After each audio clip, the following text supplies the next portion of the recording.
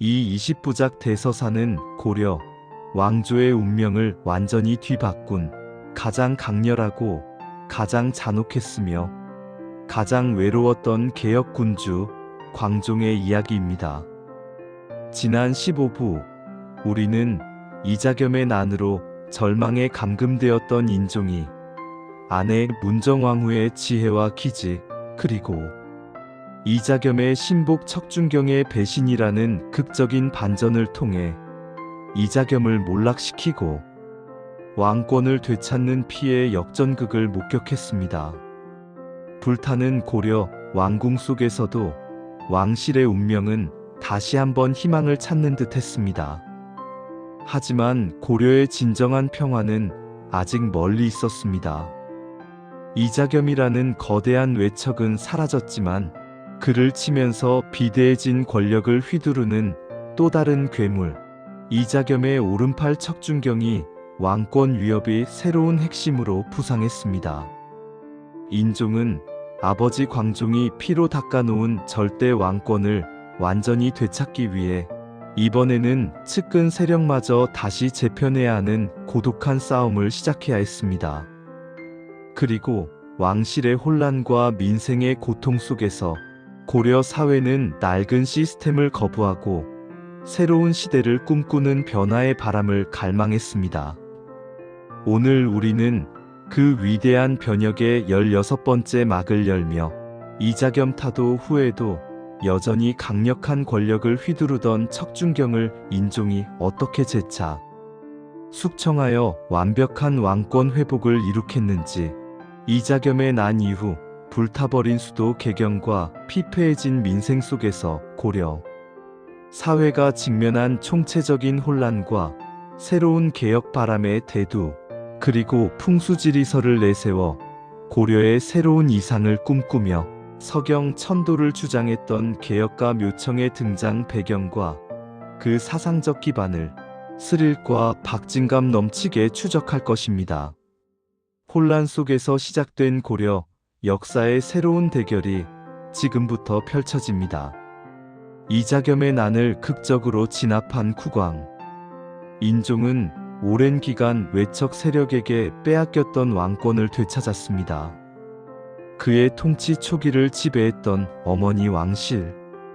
인척과 장인의 그늘에서 벗어나 이제 인종은 자신의 힘으로 고려 왕실을 운영할 수 있게 되었습니다. 이는 광종이 피로써 세운 고려의 자주적인 왕권이 다시 제자리로 돌아오는 듯 했습니다. 그러나 이자겸 타도에 가장 큰 공을 세운 척준경의 권력은 이자겸 못지않게 비대해졌습니다. 그는 자신의 주군이었던 이자겸의 군사적 기반과 영향력을 그대로 흡수했고 고려 정치의 새로운 실세로 등극했습니다. 척준경은 이자겸처럼 왕위를 탐하지는 않았지만 오만하고 탐욕스러운 성정을 드러내며 권력을 남용했습니다. 그는 자신의 마음에 들지 않는 자들을 제거하거나 탄압했으며 왕의 권한마저 자신의 뜻대로 좌지우지하려 했습니다. 불과 얼마 전까지 이자겸 때문에 고통받았던 인종에게는 또 다른 골칫거리가 생긴 셈이었습니다. 인종은 이자겸 때의 교훈을 되새겼습니다. 권력 투쟁은 정면으로 부딪히기보다 측근을 활용하여 상대방을 고립시키는 것이 효과적임을 알았던 것입니다. 인종은 척준경의 오만함과 백성들을 수탈하는 탐욕스러운 행태가 이미 고려 조정 안팎에서 큰 불만을 초래하고 있음을 간파했습니다. 특히 문신들 사이에서는 이자겸의 난 때 궁궐을 불태우는 등 천인공노할 행동을 한 척준경에 대한 증오심이 깊었습니다. 인종은 이러한 조정 내부의 불만을 이용하기 시작했습니다. 1126년 인종은 척준경에게 불만을 품고 있던 조정 대신 정지상 등 문신 세력을 등용하여 척준경을 공격하기 시작했습니다. 정지상은 척준경의 탐욕스러운 재산 수탈 행위와 횡포를 열거하며 그를 탄핵했습니다. 인종은 이를 수용하여 척준경을 점차 궁지로 몰아갔습니다. 결국 인종은 척준경을 공격할 명분을 충분히 쌓은 뒤 9개월 뒤인 1127년 척준경을 유배 보내는 것으로 숙청했습니다. 이자겸과는 달리 척준경은 별다른 저항 없이 몰락했습니다. 고려 조정을 장악했던 두 거대한 권력자가 모두 제거되면서 인종은 마침내 오랜 기간 꿈꿔왔던 완벽한 왕권을 수립했습니다. 이자겸의 난과 척준경 축출은 고려 사회를 뿌리째 뒤흔들었습니다. 수도 개경의 궁궐은 잿더미가 되었고 수많은 백성이 전란과 수탈로 고통받았습니다. 왕권은 회복되었지만 문벌 귀족 세력의 갈등이 여실히 드러나면서 고려 사회의 혼란은 가중되었습니다. 특히 정치적 혼란과 민생고는 전통적인 체제에 대한 불만을 폭발시키기에 충분했습니다. 이러한 혼란 속에서 고려 사회의 오랜 문제점인 경직된 문벌, 귀족 중심 체제와 침체된 국정에 대한 개혁 요구가 분출했습니다. 오랫동안 중앙 정치에서 소외되었던 지방 출신 유학자 및 신진 세력들은 새로운 질서를 간절히 갈망했습니다. 그리고 바로 이때 기존 권력층과는 다른 독특한 사상과 강력한 카리스마를 가진 인물이 등장했으니 그가 바로 묘청이었습니다. 묘청은 승려 출신으로 당시 성행하던 풍수지리설에 능통했습니다. 그는 이자겸의 난으로 궁궐이 불타고 왕실이 흔들린 것이 오래된 수도 개경의 지기가 쇠퇴했기 때문이라고 주장했습니다.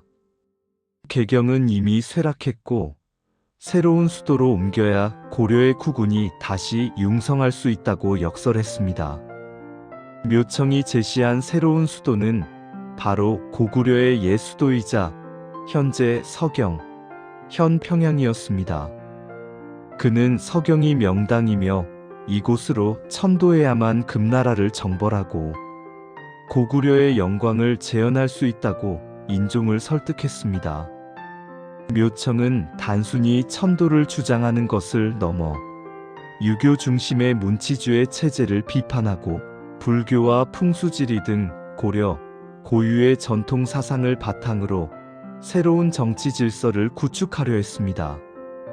그는 자신의 사상을 맹목적으로 따르는 신진, 유학자들과 무장들을 규합하여 하나의 강력한 개혁 세력을 형성했습니다.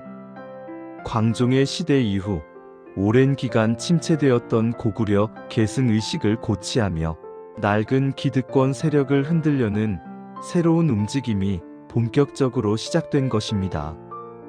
인종은 이자겸의 난을 겪으며 광종이 세운 개경 중심의 문치 체제에 대한 회의감을 느꼈고 왕권 강화를 위한 돌파구로 묘청의 서경 천도 주장을 진지하게 고려하기 시작했습니다.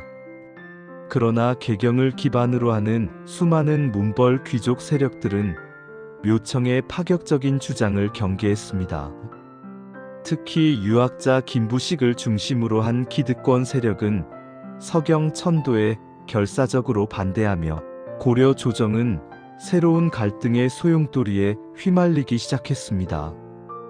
왕의 외할아버지 장인과의 싸움을 넘어 이제 고려 왕실은 보수적 개경파와 개혁적 서경파라는 새로운 대립 구도에 직면해야 했습니다. 광종의 개혁 정치 이후 오랜 평화 속에서 또 다른 권력, 암투의 불씨가 고려의 심장부에서 다시 활활 타오르고 있었습니다. 광종 피해 황제, 고려를 다시 세우다. 20부작 대서사, 다음 17부에서는 인종이 왕권 강화를 위해 묘청의 서경천도 주장을 받아들이려 하자 개경 문벌 귀족 세력 김부식이 이를 결사적으로 반대하며 갈등이 최고조에 달하고 결국 묘청이 서경에서 난을 일으키며 고려 왕실을 뒤흔든 묘청의 난의 발발 과정과 치열한 전개를 스릴 넘치게 다루겠습니다. 긴 시간 함께 해주셔서 감사합니다.